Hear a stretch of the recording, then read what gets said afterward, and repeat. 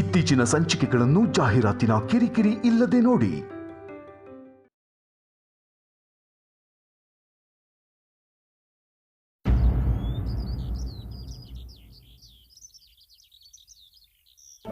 ಆ ರಿಪೋರ್ಟ್ಸ್ನೆಲ್ಲ ತೆಗ್ದಿಡಿ, ನಾನು ಬಂದು ಚೆಕ್ ಮಾಡ್ತೀನಿ. ಏನು ಟೆನ್ಷನ್ ಮಾಡ್ಕೊಳ್ಳೋದು ಬೇಡ ಅಂತ ಹೇಳಿ, ನಾನು ಬಂದು ಚೆಕ್ ಮಾಡ್ತೀನಿ. ಓಕೆ. ದರ್ಶಿನಿ, ದರ್ಶಿನಿ, ಲೇಟ್ ಆಗ್ತಿದೆ, ಸ್ವಲ್ಪ ಬೇಗ ಹೋಗ್ಬೇಕು. ನೀನ್ ರೆಡಿ ಆದ್ಯಾ? ರೆಡಿ ಅದೇ, ಬರ್ತಿದ್ದೀನಿ. ಓಕೆ. ನಾನ್ ರೆಡಿ ರಾಧಿಕಾ, ಹೊರಡೋಣವಾ? ಸರಿ, ಹೊರಡೋಣ. ನಡಿ. ರಾಧಿಕಾ, ಕೈಲಾಶ್ ಅವರೇ, ನಾನು ಹಾಸ್ಪಿಟಲ್ಗೆ ಹೋಗಿ ಬರ್ತೀನಿ. ಏನಾದರೂ ಬೇಕಿದ್ರೆ ಕಾಲ್ ಮಾಡಿ. ಬ್ರೇಕ್ಫಾಸ್ಟ್ ರೆಡಿ ಆಗಿದೆ, ನಿಮಗೆ ಲಂಚು ತಯಾರು ಮಾಡಿಟ್ಟಿದ್ದೀನಿ. ಓಕೆನಾ? ಬಾಯ್. ಓಕೆ. ರಾಧಿಕಾ, ಒಂದು ನಿಮಿಷ.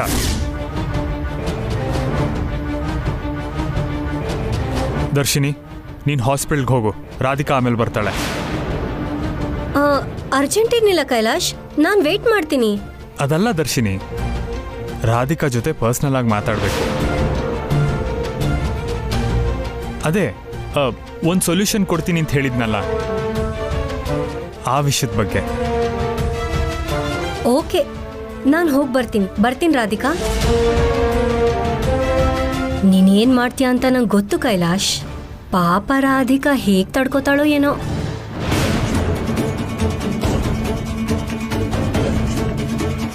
ಕೈಲಾಶ್ ಅವರೇ, ಹಾಸ್ಪಿಟಲಿಂದ ಬಂದಾದ್ಮೇಲೆ ಮಾತಾಡ್ಬೋದಿತ್ತಲ್ವಾ?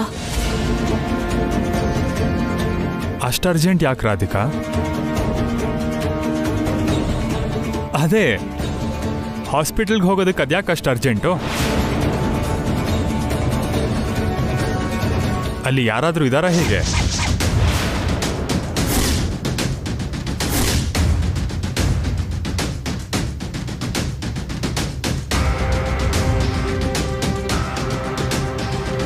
ಯಾರೋ ಇದ್ದಾರೆ ಅಂತ ಅಲ್ಲ ರೀ, ಏನಾದರೂ ಪ್ರಾಬ್ಲಮ್ ಬಂದರೆ ನಾವಿರ್ಬೇಕಲ್ವಾ? ಅದೇ ಪ್ರಾಬ್ಲಮ್ ಮನೇಲಿದ್ರೆ?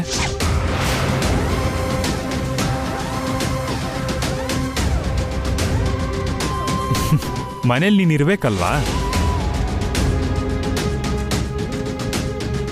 ಹೇ, ತಮಾಷೆ ಮಾಡಿದೆ ರಾಧಿಕಾ.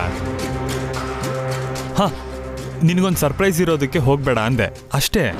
ಇವ್ರಿಗೆ ಇವಾಗ ನಿಜ ಹೇಳೋದೇ ಸರಿ ಅಂತ ಯಾಕೋ ಅನ್ನಿಸ್ತಾ ಇದೆ. ಇಲ್ಲ ಅಂದರೆ ಏನೋ ಕೆಟ್ಟದಾಗತ್ತೆ ಅಂತ ನನ್ನ ಮನಸ್ಸು ಹೇಳ್ತಾ ಇದೆ. ಹೇಗಾದರೂ ಮಾಡಿ ಇವ್ರಿಗೆ ನಿಜ ಹೇಳಿಬಿಡ್ಬೇಕು.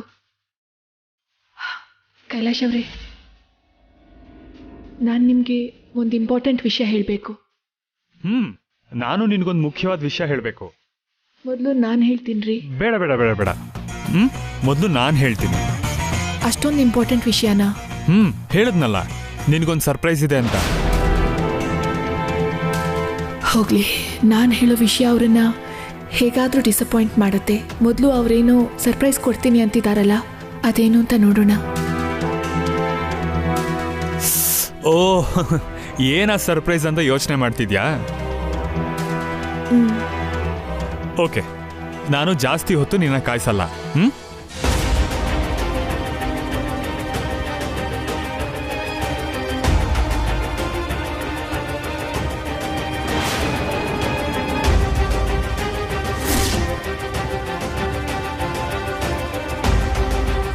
ಏನ್ರಿ ಇದು? ಓಪನ್ ಮಾಡಿ ನೋಡು.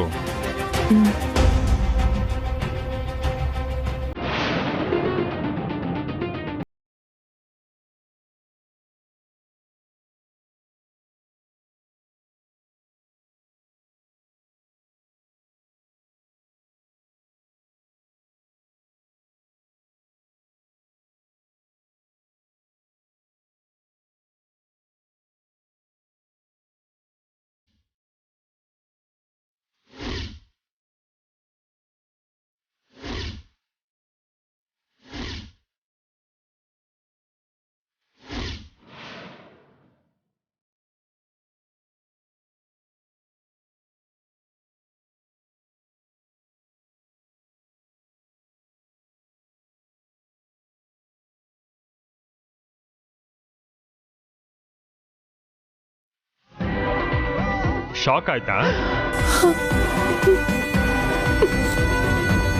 ಸರ್ಪ್ರೈಸ್ ಚೆನ್ನಾಗಿದ್ಯಾ?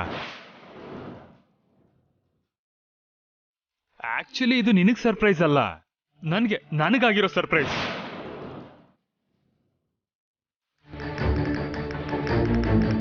ಇದು ನೋಡ್ತಿದ್ದಂಗೆ ನನ್ನ ಹೃದಯ ನಿಂತೋಯ್ತು. ನೀನ್ ಡಿವೋರ್ಸ್ ಕೊಡೋ ಅಂತ ತಪ್ಪು ನಾನೇನ್ ಮಾಡಿದ್ದೀನಿ ಅಂತ ನನ್ಗೆ ಅರ್ಥ ಆಗ್ತಾ ಇಲ್ಲ. ನಿನಗ್ ಲವರ್ ಇದ್ದಾನೆ ಅಂತ ಗೊತ್ತಾದ ಮೇಲೂ ನಿನಗ್ ನನ್ನ ಜೀವನದಲ್ಲಿ ಜಾಗ ಕೊಟ್ಟೆ. ನೀನು ನನ್ನ ಜೊತೆ ಸಂಸಾರ ಮಾಡದೇ ಇದ್ರೂ ನಿನ್ನೆ ಆರಾಧಿಸ್ತಾ ಇದ್ದೆ. ನನಗಿಲ್ದೇ ಇರೋ ಕಾಯಿಲೆನ ಸೃಷ್ಟಿ ಮಾಡಿ ನನ್ನ ನಿನ್ನ ಹತ್ರಕ್ಕೆ ಬಿಟ್ಕೊಂಡಿಲ್ಲ ಅಂತ ಗೊತ್ತಿದ್ರು ನಿನ್ನ ಈ ಮನೆಯಿಂದ ಆಚೆಗೆ ಹಾಕ್ಲಿಲ್ಲ.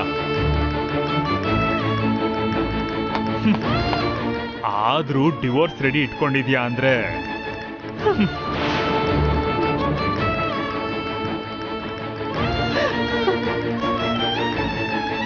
ಪ್ಲೀಸ್ ರೀ, ನಿಜವಾಗ್ಲೂ let me complete Radhika, let me complete please.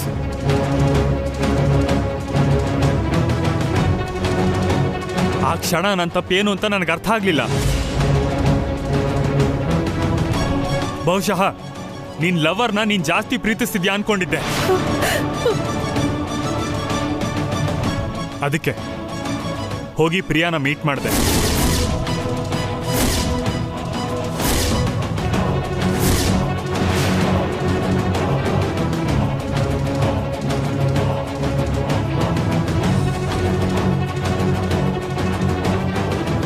ಆದ್ರೆ ಅವಳಿಗೂ ಕೂಡ ನಿನ್ ಪ್ರೀತಿ ವಿಷಯ ಗೊತ್ತಿಲ್ಲ ಅಂದಾಗ ಆಶ್ಚರ್ಯ ಆಯ್ತು.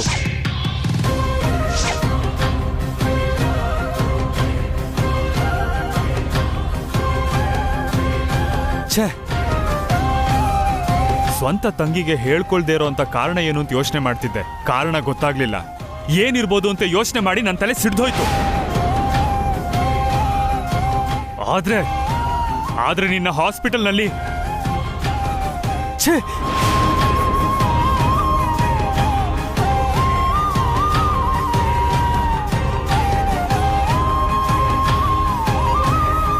ನಿನ್ನ ಅಮರ್ನ ಹಾಗೆ ನೋಡಿ ನಿಮ್ಮ ಮಾತು ಕೇಳಿದ್ಮೇಲೆ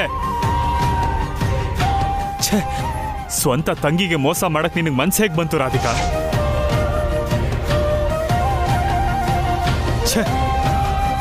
ಅದು ತಂಗಿ ಗಂಡನ ಜೊತೆ. ನೀವಿಬ್ರು ಸೇರಿ ನನ್ನನ್ನು ಪ್ರಿಯಾನು ಹುಚ್ಚರ್ನಾಗ್ ಮಾಡಿ ನೀವು ಮಾತ್ರ ಛೇ.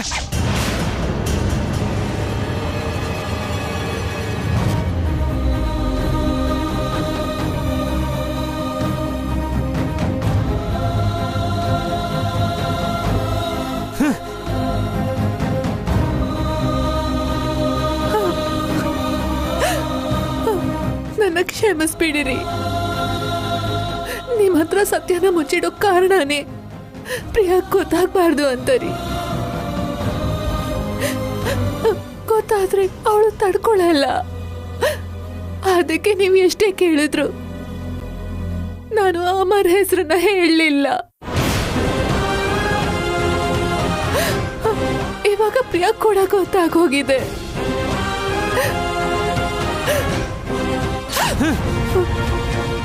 ಯಾಕೆ ಹೇಳಿಲ್ಲ ಅಂತ ಯೋಚನೆ ಮಾಡೋ ಸಮಯ ಮೀರೋಗಿದೆ ರಾಧಿಕಾ. ಯಾಕೆ ಮೋಸ ಮಾಡಿದ್ರಿ ಅದನ್ನ ಮೊದಲು ಹೇಳು. ನಾನು ಯಾರಿಗೂ ಮೋಸ ಮಾಡಿಲ್ಲ ರೀ. ಸುಳ್ಳು, ಎಲ್ಲ ಸುಳ್ಳು. ನಿನ್ನೆ ರಾತ್ರಿ ನೀವಿಬ್ರು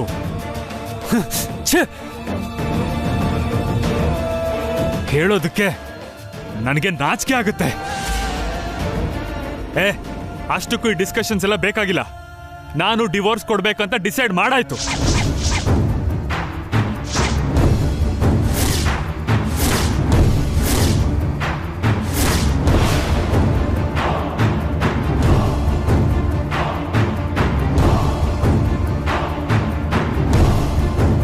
ಮೊದಲೇ ಯಾವತ್ತೋ ಸೈನ್ ಮಾಡಿ ಇಟ್ಟಿದ್ಯಲ್ಲ,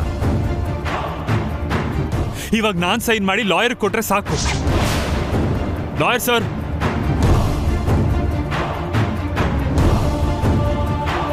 ಬನ್ನಿ ಲಾಯರ್ ಸಾಹೇಬ್ರೆ, ನಿಮ್ಮ ಟೈಮ್ ವೇಸ್ಟ್ ಮಾಡದೆ ವಿಷಯಕ್ಕೆ ಬರ್ತೀನಿ.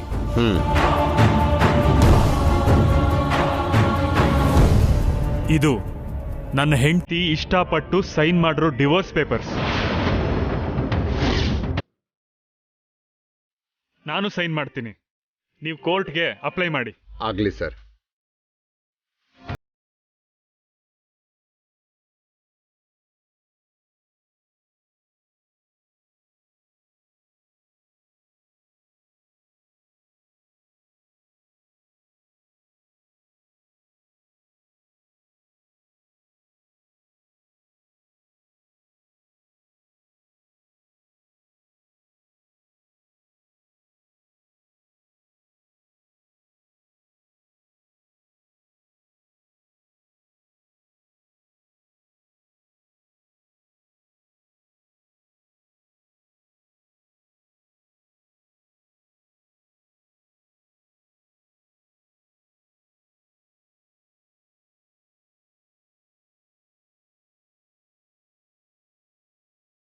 ಲಾಯರ್ ಸರ್, ನೀವಿನ್ ಹೊರಡ್ಬೋದು ಪ್ಲೀಸ್.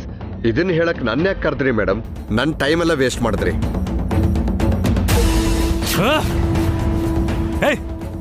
ಇವತ್ತು ನಿನ್ನ ಆಕ್ಸೆಪ್ಟ್ ಮಾಡದೇ ಇರ್ಬೋದು, ಆದ್ರೆ ಯಾವ್ದೋ ಒಂದಿನ ನೀನೇ ಹೊರಟೋಗ್ತೀಯ. ನಾನೆಲ್ಲೂ ಹೋಗಲ್ಲ. ಸಾಯೋವರೆಗೂ ನಿಮ್ ಜೊತೆನೆ ನನ್ನ ಪ್ರಯಾಣ. ನೀವೇ ನನ್ನ ಜೀವನ, ನೀವೇ ನನ್ನ ಪ್ರಪಂಚ. ತಪ್ಪು ಮಾಡಿದ್ಮೇಲೂ ಯಾಕೆ ಈ ನಾಟಕಗಳು? ತಲೆ ತಗ್ಸುವಂತ ತಪ್ಪು ನಾನೇನು ಮಾಡಿಲ್ಲ ರೀ. ನಾನೇನಾದ್ರೂ ಮಾಡಿದ್ರೆ ಅದು ಸತ್ಯ ಮುಚ್ಚಿಟ್ಟಿರೋದು ಮಾತ್ರನೇ.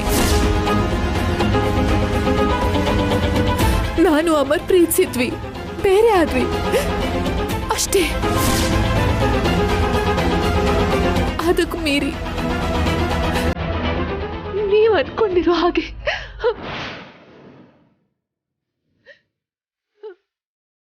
ನಿಮ್ಮಿಂದ ತಾಳಿ ಕಟ್ಟಿಸ್ಕೋಬೇಕು ಅಂತ ನಿರ್ಧಾರ ಮಾಡಿದ್ದೀನಿ. ನಮ್ಮ ಮಧ್ಯ ಇದ್ದಿದ್ದ ಪ್ರೀತಿ ಓಡ್ತಾ ಹೋಯ್ತು. ನೀವು ನಂಬಿದ್ರು ನಂಬದೇ ಇದ್ರು ಇದು ಮಾತ್ರ ಸತ್ಯ. ನೀವು ಹಾಸ್ಪಿಟಲ್ ಅಲ್ಲಿ ಏನ್ ನೋಡಿದ್ರು ನನಗ್ ಗೊತ್ತಿಲ್ಲ, ಆದ್ರೆ ನೀವು ಅನ್ಕೊಂಡಿರೋ ಥರ ನೀಚ್ ಕೆಲ್ಸನ ನಾನೇನು ಮಾಡ್ಲಿಲ್ಲ. ತಲೆ ಸುತ್ತಿ ಬಿದ್ದೋಗಿದ್ದೆ, ಅದೇ ನಿಮಗ್ ತಪ್ಪಾಗಿ ಕಾಣಿಸಿರಬಹುದು. ಯಾಕಂದ್ರೆ ನಿಮ್ಮೊಳಗೆ ಅನುಮಾನ ಅನ್ನೋ ಭೂತ ಮೆಟ್ಕೊಂಡಿರೋದ್ರಿಂದ.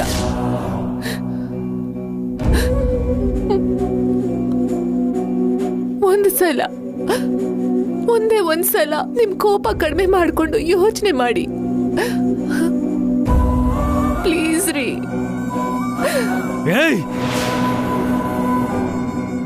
ನೀನೆಷ್ಟೇ ಹೇಳಿದ್ರು ಕೇಳೋ ಪ್ರಶ್ನೆನೇ ಇಲ್ಲ.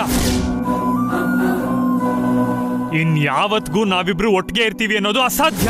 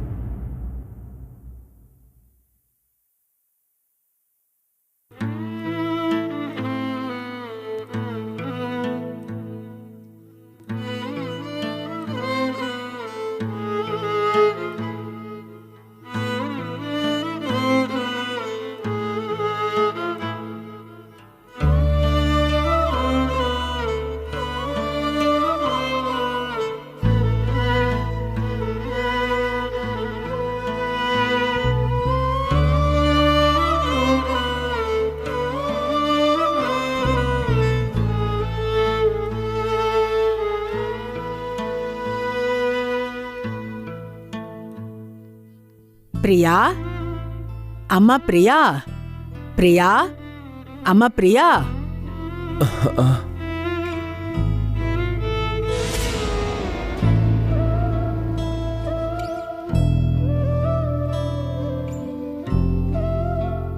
ಪ್ರಿಯಾ,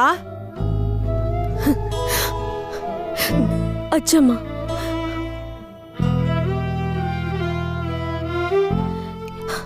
ಇವಾಗ ಈ ವಿಷಯ ಗೊತ್ತಾದ್ರೆ ಅಜ್ಜಮ್ಮ ಗಾಬರಿ ಆಗ್ತಾಳೆ. ಈ ವಿಷಯ ಗೊತ್ತಾಗಕ್ ಮುಂಚೆನೆ ಇಲ್ಲಿಂದ ಕಳಿಸ್ಬೇಕು.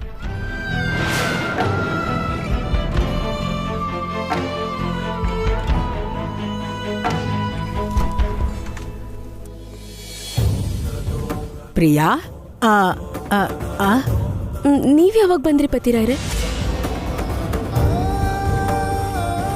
ರಾತ್ರಿ ಎಮರ್ಜೆನ್ಸಿ ಕೇಸ್ ಅಂತ ಹಾಸ್ಪಿಟಲ್ಗೆ ಹೋಗಿದ್ರಲ್ಲ, ಸರ್ಜರಿ ಆಗೋಯ್ತಾ? ಯಾಕೋ ನಿನ್ ಮುಖ ಹಾಗಿದೆ? ರಾತ್ರಿ ಎಲ್ಲ ನಿದ್ದೆ ಮಾಡಿಲ್ವಾ ಏನು? ಎಲ್ಲಿ ಅಜ್ಜಮ್ಮ, ನಿಮ್ ಮೊಮ್ಮಗ ನಿದ್ದೆ ಮಾಡದೇ ಇರೋ ಹಾಗೆ ಮಾಡ್ಬಿಟ್ರಲ್ಲ.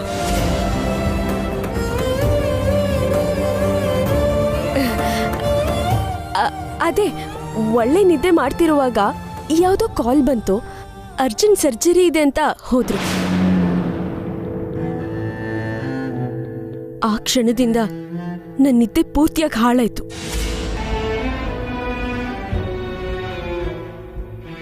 ಅದೇನ್ ಕೇಸೋ ಏನ್ ಸರ್ಜರಿನೋ. ನಿನ್ನೆ ನಾನು ದೇವಸ್ಥಾನಕ್ಕೆ ಹೋಗಿ ಬಂದಿದ್ನಲ್ಲ, ತುಂಬಾ ಸುಸ್ತಾಗಿ ಮಲ್ಕೊಂಡ್ಬಿಟ್ಟಿದ್ದೆ. ಎದ್ ನೋಡ್ದಾಗ ನಿಂದೇ ಒಂದಷ್ಟು ಮಿಸ್ ಕಾಲ್ ಇತ್ತು ಫೋನಲ್ಲಿ. ಮತ್ತೆ ಮಾಡೋಣ ಅಂದ್ರೆ ನೀನೆಲ್ಲಿ ಬ್ಯುಸಿಯಾಗಿರ್ತೀಯೋ ಅಂತ ಫೋನ್ ಮಾಡಿಲ್ಲ. ಹೌದು ಪ್ರಿಯಾ, ನಿನ್ನೆ ದೇವಸ್ಥಾನದಿಂದ ಏನೋ ಕೆಲಸ ಇದೆ ಅಂತ ಹೋದ್ಯಲ್ಲ, ಹೋದ್ ಕೆಲಸ ಏನಾಯ್ತು? ಎಲ್ಲ ಮುಗೀತಾ?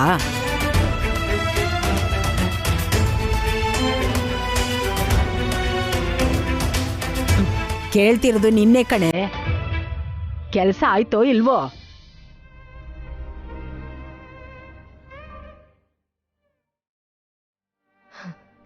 ಎಲ್ಲ ಆಗೋಯ್ತು ಅಜ್ಜಮ್ಮ.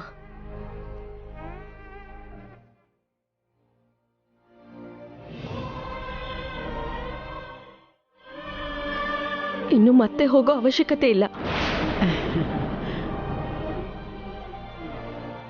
ಹುಡುಕೊಂಡು ಹೋಗಿರೋ ಕಲ್ಲು ಕಾಲಿಗೆ ಸಿಕ್ಬಿಡ್ತು. ಆದ್ರೆ ನನ್ನೇ ಕೆಳಗ್ ಬೀಳ್ಸ್ತು. ಕೆಳಗ್ ಬಿದ್ದೋದ್ಯಾ? ಗಾಯ ಏನಾದ್ರೂ ಆಗಿದ್ಯಮ್ಮ? ಎಲ್ಲಿ ನೋಡೋಣ. ಅಜ್ಜಮ್ಮ, ಅದು ಕಣ್ಣಿಗೆ ಕಾಣೋ ಗಾಯ ಅಲ್ಲ, ಒಳಗಡೆ ಆಗಿರೋದು.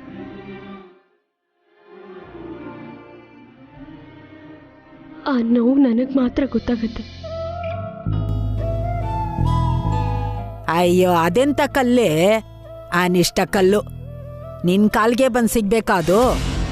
ಅದು ಎಡವೋ ಕಲ್ಲಲ್ಲ ಅಜ್ಜಮ್ಮ, ಜೀವನನೇ ನಾಶ ಮಾಡೋ ಕಲ್ಲು.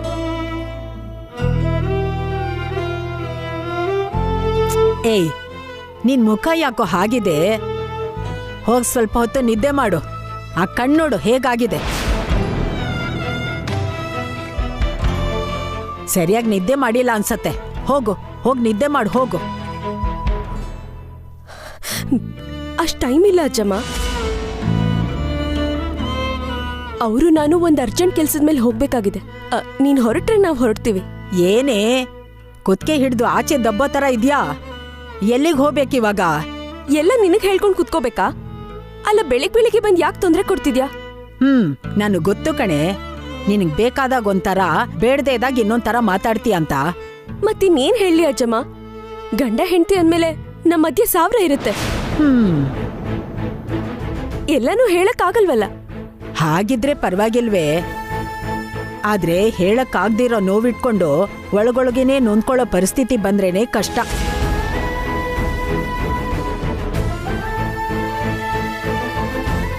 ಹೌದು, ನೀನ್ ಹೋಗಿರೋ ಕೆಲ್ಸ ಆದಂಗೆನಾ?